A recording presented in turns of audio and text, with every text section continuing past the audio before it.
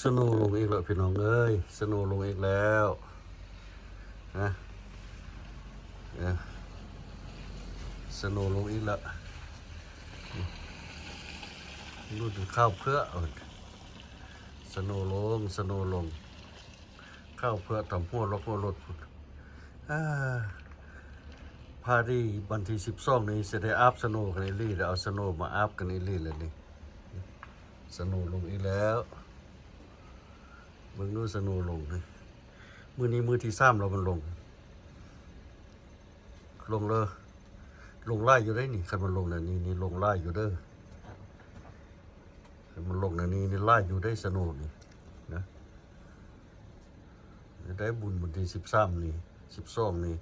สิได้เอาสโนว์ไปอัพกันได้นี่บุญเดือน5ได้บุญเดือน5ได้สิจัดบุญเดือน5วันที่12ในวันเสาร์นี่เดี๋ยวอัพเอาสโนว์ไปหดกันแล้วเกือกเลยนะนอนเกือกสโนว์เลย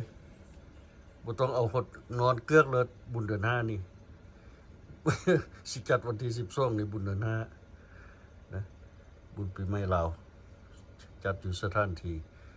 แต่ว่าสิได้อัพสโนว์ก็ว่าแล้วนะแม่สโนว์ปีนี้เดือนเอพริลหรือเดือน5แล้วมันยังมาอยู่ดิเดือน5ยังว่าเอาแนวบ่ได้นะดินฟ้าอากาศอลาสกานี่เอาแนวบ่ได้เต็มบ้านเต็มเมืองเลยลงเข้าเพื่อเลยเต็มโอเครถก็เต็มหมดละนี่สโนมาแล้ว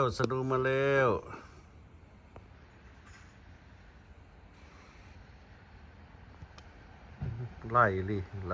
สโนปีนี้มาไล่มันบ่มาแต่หัวปีมันมาอีกแล้ว